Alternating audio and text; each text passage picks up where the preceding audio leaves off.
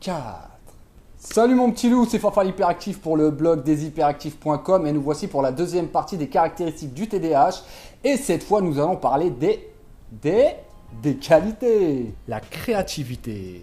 Quand je suis dans ma zone d'inspiration, je suis comme suspendu dans l'espace-temps.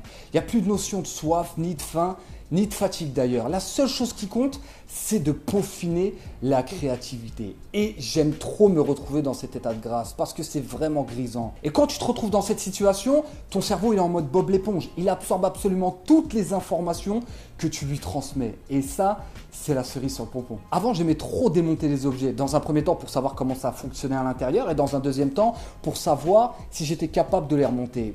Ce qui n'était pas souvent le cas. Alors imagine mon père qui retrouve son poste radio en pièces détachées alors qu'il fonctionnait très bien il y a une heure et qu'il est aussi curieux que moi. T'imagines bien son envie de me démonter le crâne pour savoir comment ça fonctionne à l'intérieur. Pour moi, un mec intelligent, c'est un débrouillard qui trouve des solutions là où il n'y en a pas au premier abord. Il y a du bon à ne pas avoir les éléments nécessaires à l'accomplissement d'un projet. Pourquoi ? Parce que dans un premier temps, ça te pousse dans tes retranchements pour savoir si tu es capable d'aller jusqu'au bout et dans un deuxième temps, ça te permet de stimuler ta créativité et ton imagination pour trouver des solutions alternatives. Par exemple, il y avait un cabanon dans le fond d'une terrasse dans un ancien appartement et je l'avais transformé en salle de musculation avec que du matériel de récupération et j'ai fait un sac de frappe avec des pneus et surtout, tu vois là ce mannequin de grappling, il coûte 500 € et j'en ai fabriqué un tout seul. Et en tout et pour tout, j'ai fait une économie substantielle de 1200 €. Donc tu vois que ça sert à quelque chose de se gratter la tête. Et quand tu te lances dans la vie active et que tu fondes une famille, tu n'as malheureusement plus le temps de stimuler ta créativité parce qu'il y a d'autres priorités, ce qui est tout à fait normal. Le problème, c'est quand tu la laisses tomber, tu deviens terne. Comme le linge de ton inspiration passé trop souvent dans la machine de la vie active. Et ça te fout les bouloches. Et en plus, ça sent pas la soupline. Donc c'est nul. La sociabilité.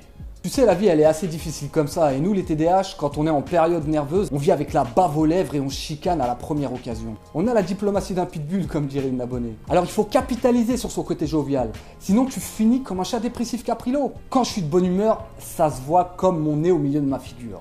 Autant dire que tu ne peux pas le rater. Et quand tu distribues cette bonne humeur, tu attires forcément la sympathie des gens qui te ressemblent. Bon, bien évidemment, tu vas exaspérer les gens qui sont un peu cucu, poète, la praline. Mais dans un premier temps, on ne peut pas plaire à tout le monde et dans un deuxième temps, je m'en rappelle plus. L'intelligence interpersonnelle te permet de communiquer avec le monde qui t'entoure de manière fluide quand tu as de l'empathie. C'est ça, s'intéresser aux gens, c'est de leur donner de l'attention. Parce qu'on a une bouche et deux oreilles. Parce qu'on doit écouter 2 fois plus qu'on ne parle. À ton avis, pourquoi les psys font carton plein, hein? J'en entends beaucoup dire « Ah, moi, je suis pas là pour me faire des amis, j'en ai assez comme ça. » Mais en toute objectivité, moi j'apprends beaucoup plus en découvrant des nouvelles personnalités qu'en parlant avec les gens que je connais. C'est normal, je les connais. Donc les discussions sont assez prévisibles et répétitives finalement. Tu sais, j'ai la capacité de me détacher émotionnellement très rapidement.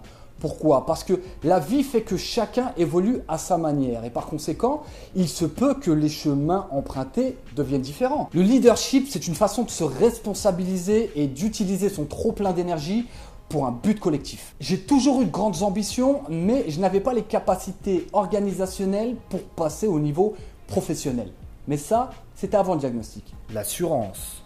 Je pars jamais du principe que je dois être meilleur que les autres. Mon but est d'être chaque jour meilleur que la veille.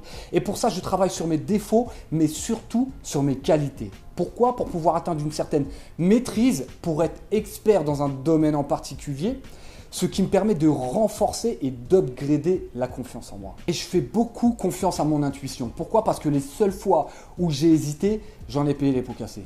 Mais c'est de ma faute et c'est de la faute absolument à personne. Pourquoi ? Parce que c'est moi qui décide. Donc je dois assumer derrière. L'adaptation.